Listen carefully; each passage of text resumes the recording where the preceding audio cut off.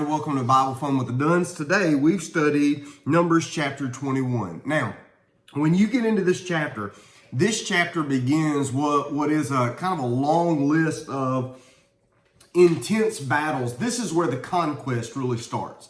And so we would think about the conquest being Joshua taking the people over the River Jordan, and they start attacking like Jericho and all of this.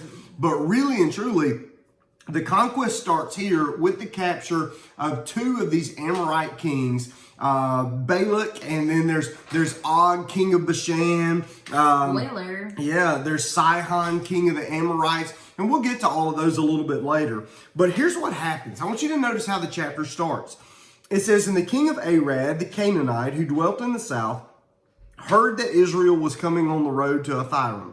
And he fought against Israel and took some of them prisoners." Now, I want you to listen to the wording of that. It doesn't say that these two armies, these two nations met in battle. It said that one guy heard about the other guy, and so this guy went and took some of these people prisoner. Here's what that means. That's not battle language, in as much as what it really says is that in this whole story, there was a surprise attack by the enemy, and Israel hadn't been ready for a surprise attack. They'd been preparing for actual battles, but a surprise attack kind of caught them at the rear guard. They took some hostages. They ran away like cowards, and Israel said, "Hold on, we weren't ready for that. We didn't know we were starting yet." And so they kind of reformed up, and here's what happened. That surprise attack, it pushed them to run to and trust in the Lord. Okay, now that's what happens in verse 3. "And the Lord listened to the voice of Israel, and he delivered up the Canaanites, and they utterly destroyed them and their cities. And the name of the place was called Hormah." So this is, in this whole story, this is how it starts. Israel didn't get to start it on their terms. They got surprise attacked, but what it did is said, "Hey, remember, your victory is not in your skill. It's in your reliance on God." And this is where a unique story comes in. So then we pick up right there. Yep. And it says, "From Mount Hor they set out by way to the Red Sea to go around the land of Edom. And the people became impatient along the way." They're in the desert. They're probably hot. I like to joke that hot Jenny is like a whole nother animal. "And the people spoke against God and against Moses. And they're saying, 'Why have you brought us up out of Egypt to die in the wilderness? For there's no food and no water, and we loathe this worthless food.'" Y'all, we just finished chapter 20. We had a sermon on it this morning. And so raise your hand if you were so mad at them as you read this. Like, same song, however many verse. But you know what? I started thinking, I'm like, you know what? They're hangry. And they are. And I started thinking when you're, and I'm joking, yes, they are hungry. They're hot, they're tired. But when you're placed in a place of testing and trial, that is a point where what's in your heart kind of spews out and comes up, and we see who you truly are, or how you respond, or what your faith is. You talked about that this morning. When we face obstacles, we see what our heart truly believes. And so they complain, and God's like, I love what Tony Evans said. He's like a father. "Okay, you're gonna complain. I'll give you something to complain about. Wa-cha-cha. Here's some snakes." Y'all get the real life of our family. "Here's some snakes that are gonna bite you, and you're going to die."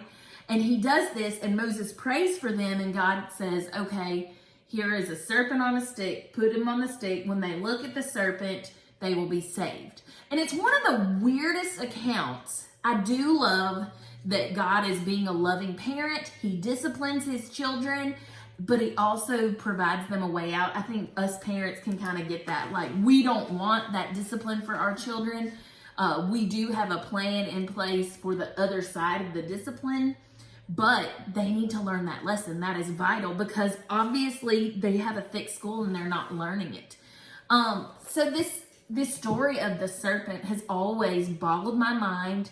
And I thought, why is it okay to make a carved image, to make a an image and to look at it? Are we not breaking the second commandment? And I love what Tara Lee Cobble has to say about this. And so I'm just going to share some of the things she said.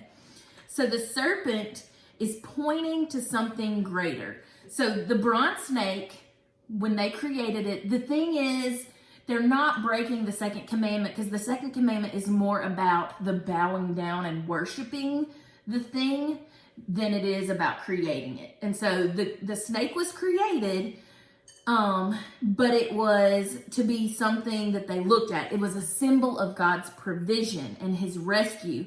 And it was to point them back to him, like, oh yeah, God gave us this way to save us in this situation. And so all of this is to always bring us back to God, to remind us of God. But there is a deeper meaning. The serpent points to something greater.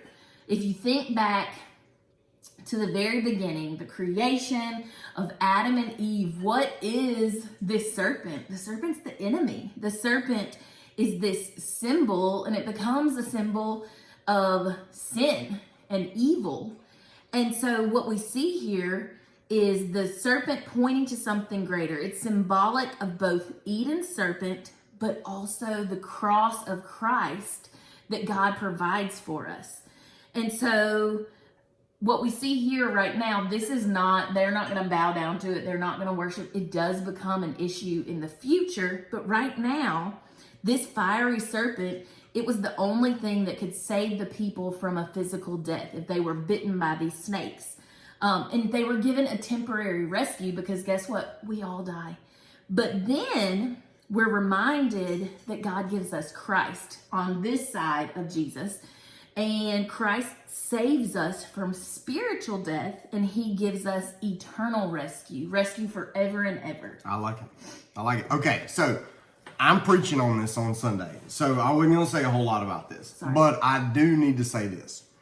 There is a reason why the snake is the one on there, and it goes right along with what you're saying.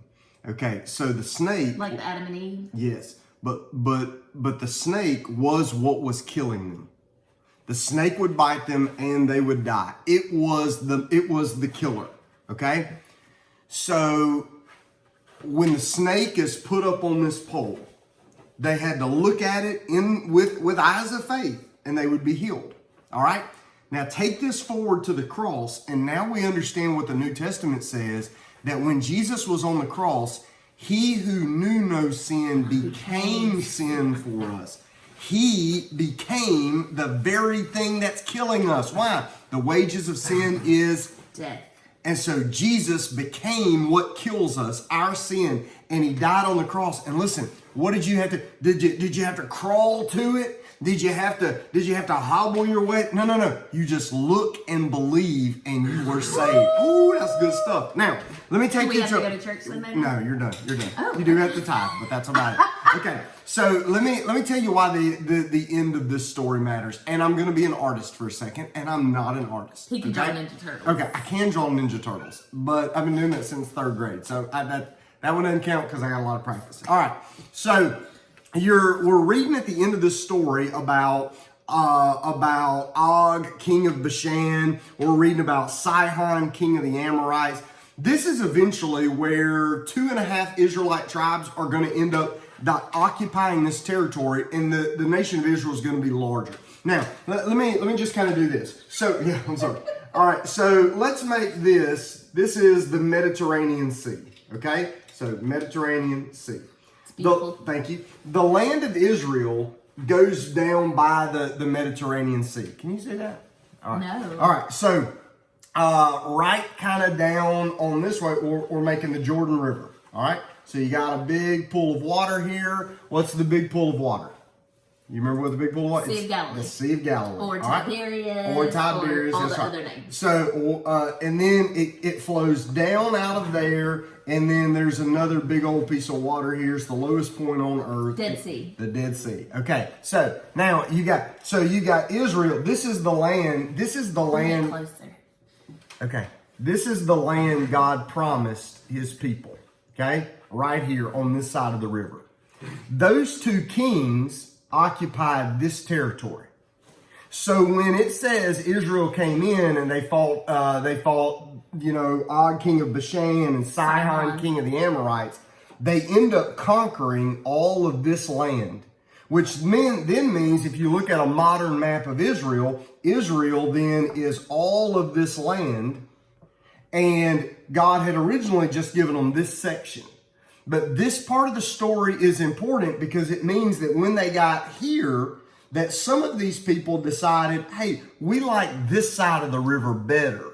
It's got better grass. We got a lot of animals. So we're going to stay right here. So they did not cross the river with everybody else and take possession. They stayed where they were. And they were among the first to fall into idolatry. All right.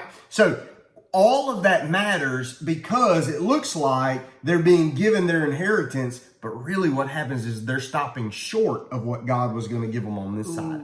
That's why all of this matters. So we're going to keep going forward, and now you're going to find the next several battles. And this is where the Lord is giving his people the inheritance that he promised. And these are the cool stories in Numbers. Yes. These are neat. So if you like a talking donkey, if you like a talking donkey, yeah, that's tomorrow. All right, we'll see you then. Bye. Bye.